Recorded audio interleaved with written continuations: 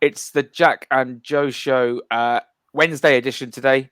As Monday we had other things going on, we couldn't quite record, but we've had another game, so it's going to be more of a Leeds chat, looking ahead to Bristol City than the Reading game.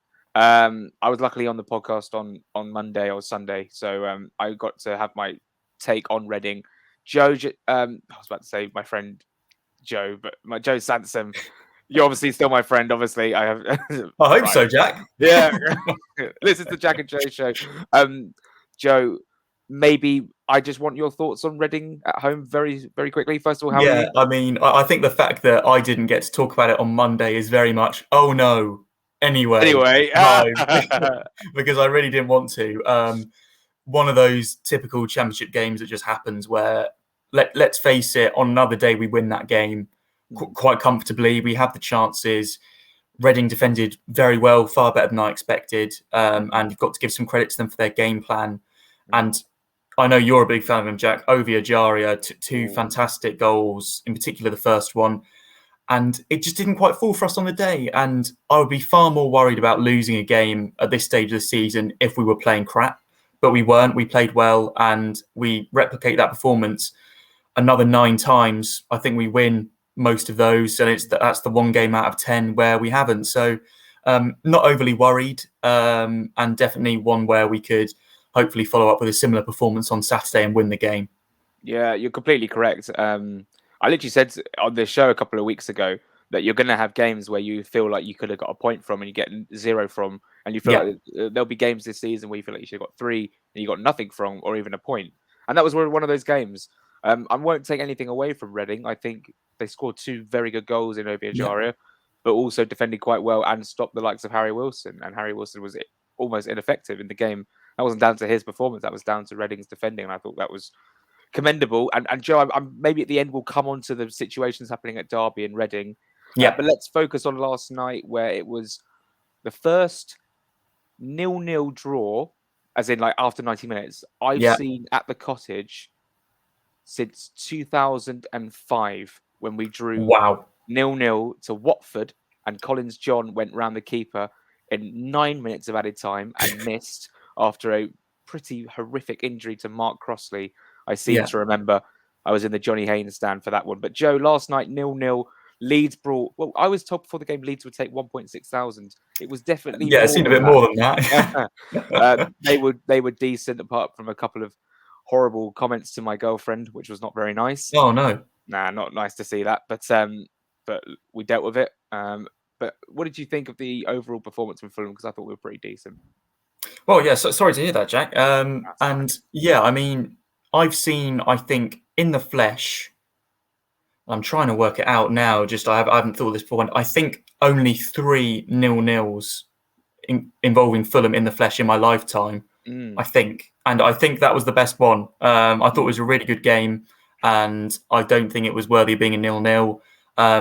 Thought the atmosphere, considering that, let's face it, there weren't many Fulham fans there, and I think that's understandable. Was decent, and everyone seemed to be up for it that was there, and that's all we can ask for. And the players seemed up for it as well. 11 changes. A few years ago, you'd think 11 changes means just putting the kids out, basically. That team last night was very similar to the team that we played for the majority of the 2019-20 season, with a few additions like Keena, that we'll come on to talk about, like Muniz, who played, obviously. And it was just a good performance against a Premier League team that made 4 changes. We've got players that were starting for England over the summer in Calvin Phillips. We've got £30 million Rodrigo up front. I thought we gave a really good show of ourselves. First half was quite even. I think Leeds had the better of the chances, but we also had some good chances ourselves. And second half, I thought we were the better team, and it didn't quite come off for us. And it's gutting to lose on penalties, but it is only the Carabao, thank God. I'm glad that the first penalty shootout I've seen at the Cottage ever, me and my dad were very excited about seeing it. And, it was fun to see, and it was exciting. And it's a big shame that the penalty curse did sort of continue a little bit, but it's a far better performance than I was expecting going into the game. And I think a lot of them, and I think this is one of the main things we'll talk about on this video, have really made a claim now to get back into that starting team, especially after the Reading loss. Even if the performance wasn't great, they're there knocking at the door, aren't they? Yeah, especially the right back situation. Cyrus Christie last night making his first senior start this season over Dennis Adoy, and I think that he's probably the closest, I think, out of all the performances to replace their rival, not rival, but the position they want to get into in Dennis Adoy. You could also argue that Alfie Mawson, who got man of the match, was fantastic as well.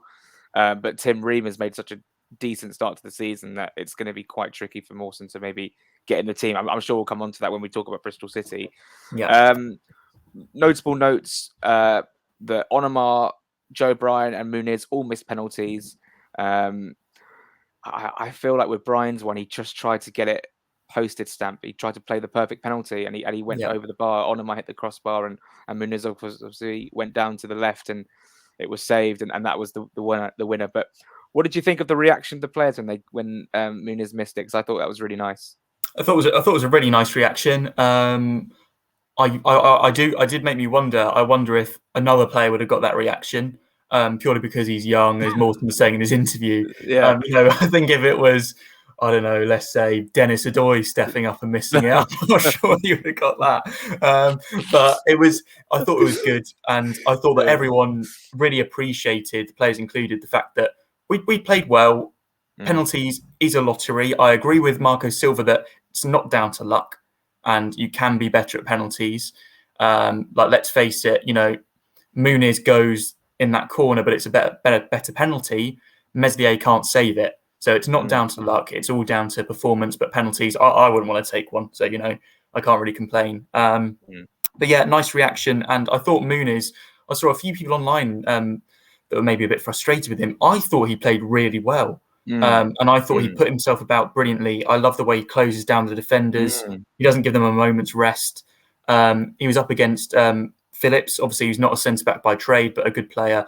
And I think it's Cresswell for Leeds, who I was impressed with. He's a young defender, big, strong, but Muniz was winning everything aerially. And another day, one of those headers, do they fall into the top corner? And obviously he had the volley right at the end, 94th minute, which I'd have loved to nestle in the roof of the net, but on another day maybe. But impressed with what I've seen from him so far. And considering he's 19, I'm very optimistic about this guy's career, because I don't think he looks out of place. And I didn't think of him last night as a youngster. I didn't think of him as a youth player. I thought of him as a first teamer that was starting and was causing some Premier League players issues. Let's talk about another first teamer in Dominguez Quina. Oh, nice. He came in and did really well. I mean, he just wanted to showboat, and he, not in a bad way. He genuinely showed off a bit of flair, ran well with the ball, very rarely lost it in key positions. And I thought linked the play quite decently when it came into that central attacking midfield position. Now, he's a player who probably didn't get off to the best start when he played against Blackpool. He was poor. I think he came on against Birmingham. It was a bit too late. He did okay, I suppose, in bits. But last night was a really good chance to see him live in the flesh at Craven Cottage for 90 minutes. And what did you think of his performance? I thought he did well. It's the first time I've seen him in the flesh, because I wasn't at Blackpool or Birmingham, as you know. I saw the 90 minutes back, but I think it always helps to see people in person to really sort of get a feel for what their movements like and stuff. And I thought he was good. I mean, he was bringing out a few party tricks, and sometimes they didn't come off. But I think he's a confident player. He didn't let that Blackpool performance let him down, get him down, I should say. And in the first half in particular, I thought he was a bit of a live wire. He was picking off a lot of loose balls and driving us forward, and always looking to go forward as well, which I liked a lot. Second half, I thought he petered out slightly and he was taken off. I think maybe just fatigue. He hasn't played a lot of football recently for Watford or anything like that, so I think it's going to take time. But I was certainly more impressed than I expected, because after the Blackpool game, he didn't have much to do against Birmingham when he came on either. I wasn't sure what he was going to play like, but I thought he gave a really good account of himself, and I think we'll certainly see him involved this season. Guys, if you're enjoying the video, please give us a thumbs up and subscribe. It really helps us out, and we really, really appreciate it. Joe, let's move on now to Bristol City, a team who haven't won at home since January. January, but they won late at QPR at the weekend through Naki Wells and Chris Martin scoring at the Kyan Prince Foundation Stadium yet again after his 1-1 goal for Fulham, that 1-1 draw where we missed a penalty as well. I remember that was an early kickoff. But Joe, the last time we played Bristol City away was the last game before lockdown. So it's giving me slight PTSD vibes, but hopefully we can avoid that horrendously long walk from Bristol Central Meads and catch an Uber like I'm telling everyone to do. What do you expect from this game? I don't think Bristol City have made an awful start to the season, but they've been far from eye-catching. Let's just say that. Yeah, I think they're a middle-of-the-road team. I don't think they'll be challenging playoffs, and I don't think they'll go down. And they do have some players that I really rate. Weiman's one which I've respected him for a number of years. Callas obviously at centre back, and they've also got Atkinson, who was let go by Fulham a few years ago, who's signed for them from Oxford, I believe, and is apparently been doing quite well for them at centre back. So I think it'll be a tough game, as any away game will be, and I think that, as any game in this league will be. As much as I want to get out of it, and I think that it's tedious. It's one of those where it's a bit of a banana skin because that record you just said, Luton and Blackpool both going there this season and equalising and added on time, would have almost liked one of them to have lost at least so that this record wasn't still looming over them. But look at the two teams. Who's got the better squad on paper? It's us, and I want us to go there and get 3 points and really get back on track. And I'm hoping that we can do that. The QPR game, which they won on the weekend, was very similar to our game against Reading, although it was even more one-sided. I think QPR had maybe one more shot than us, but far more on target. And Bentley, I think he had to make up to or maybe even exceeding 10 saves, which is quite incredible, actually, and the most in a game this season in the Championship. So it's a game where I think that we will have more of the ball. I think we will have more of the chances, and it's whether we can make that dominance pay. Obviously, we weren't dominant against Birmingham, but that was all about the clinical nature of our attacking, as we said last week. And if we can get back to that level, I think that we'll win this game, but it's not going to be easy. No, I'm going to ask you a score prediction. I'm going to go for a 1-0 Fulham win. A very similar sort of game to the likes we saw at Holloway last season, maybe Blackburn away, where we do have the majority of the ball possession. And hopefully we create a bit more chance than we did in those games a couple of seasons ago, because I feel like we do have the firepower and a better style of play to do that. And in terms of a team, I'm going to ask you for what you would do considering what happened last night and the changes you'd make from the Reading game, really. Yeah. So score prediction, I'm going to go for 2-1 Fulham. Okay. I think that we'll get back on track here, but I think it'll be a tough game, as I said before.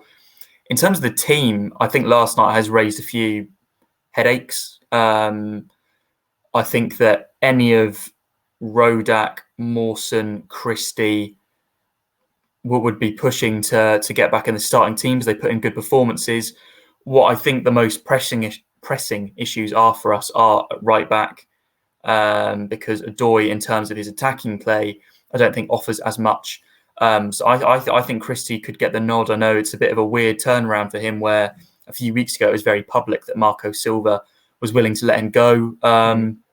Do you find it interesting that he thinks that Odoi fits the mould of what he wants at right back more than Christie? Because to me, that doesn't make sense. I think that Odoi is a far more defensive right back, and it's clear that Tete is far more attacking. So you'd think that Christie would be the natural backup option, but maybe he'll see that way now.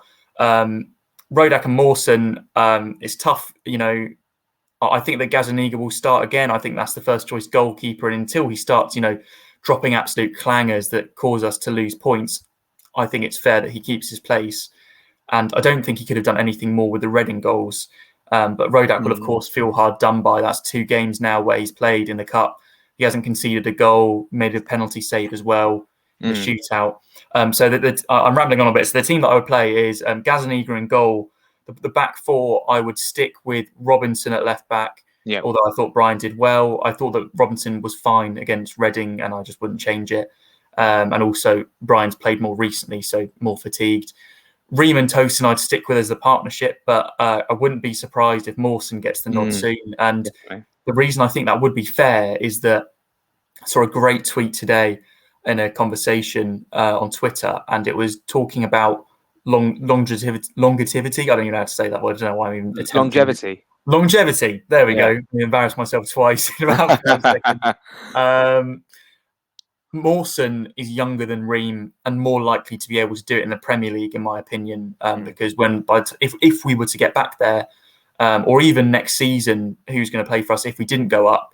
I think Mawson's more likely. So it wouldn't surprise me if soon he came into the team, or Congolo when he's back from injury at some point.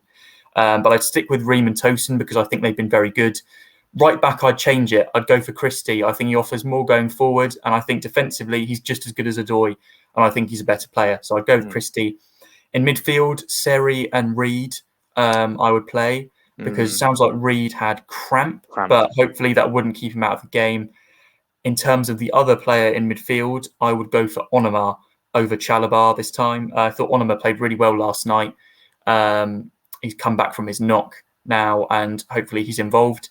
And then the front three, Mitrovic up front, Wilson on the right, and Bobby Reed on the left is what I'd go with. So I think that makes 2 changes from the Reading game, in terms of Christie coming in for Odoi, and in terms of Onoma coming in for Chalobah. Sorry, no, 3 changes. Reed in for Caballero as well. But similar to the Birmingham game where we had those 3 in midfield, the 1 change is Onoma for Chalobah. I think that worked well when it let the front 3 really push up alongside Mitrovic, and that's how we could get some joy, especially in an away game where we're going to be playing on the break a lot. We could have a lot of the ball. We also could be playing on the break. You just never know. I'm pretty sure there'll probably be a mix and match of both. Of course, Alfie Mawson was at Bristol City last season on loan. So it could be worth him starting. He knows the pitch. He knows how well. He doesn't actually know how the crowd react because it was during lockdown, wasn't it? So no, there's a good shout, and I have to agree on all fronts there. I would agree with Christie. I think Harrison Reed, if he's back, start him. I think Seri and Onoma was good enough last night to play as the 10. Missing Carvalho so much, and Kenny Tete, we really need them back sooner rather than later.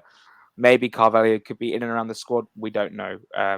I would assume Coventry, maybe he's back for Coventry, or if not, after the international break.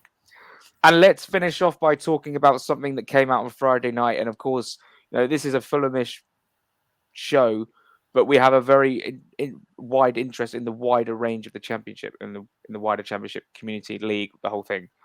Derby County are now filing for administration. And I read the articles on The Athletic this morning about what it all means, Mel Morris and everything. Listen to the Price of Football podcast on Derby's administration. I would thoroughly recommend it to anyone who wants to know a little bit more about it. And Joe, it's just a bit of a mess. I mean, they're going to be guaranteed -12, like Wigan were. The fact they got relegated when they played us, the reason was because they had -12 and they were doing so well. But with Derby, -9 was lingering because of the ongoing issues. -12 then makes it 21. Could be an additional 3 if they don't pay the players. I have the utmost respect for Wayne Rooney for telling his players and staff that he wants to stick around, and that's fantastic. As Wayne Rooney was my childhood hero, again, just absolute respect for him. He should have a higher base icon and mid icon and prime icon on FIFA 22, but that's not the point we're making here. What do you make of it all? Because it's a bit of a nightmare, and it basically means Derby are pretty much down. Yeah, it's quite sad to see, in my opinion. I think that it sounds like something similar might happen to Reading as well. Well, that's just sort of lingering, and it's you don't want to see it happen to any club, in my opinion, because if it was happening to Fulham, it's all good having rivalry, but when it's something that's just out of anyone's control other than the directors and the decisions that have been made in the past, that they've been okay this season, Derby. We both tipped them to finish bottom, and as well as they've done, -12. I mean, that takes you from mid-table doing absolutely fine to possibly bottom of the league. And well, at this point, definitely bottom of the league, but in terms of in the future, and it's awful, and I wouldn't wish it on any set of fans. And I feel like there's a lot of rumours that more and more of this will happen. And I think it was Birmingham they punished a couple of years ago.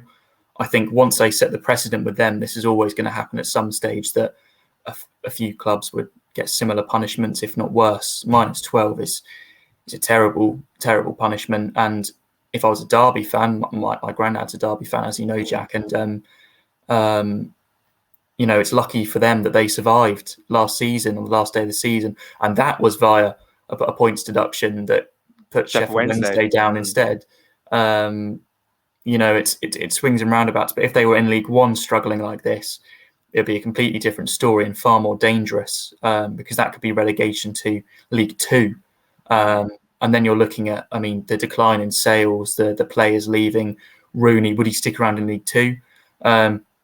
He'd be up against his friends at Salford, the class '92. But it's awful to see, and it's not something I want to see. And it does make me wonder if punishments like this are happening here. Where's the punishment for the Super League teams? I don't really want to get back into. There's a can of worms, but I think it's an absolute disgrace.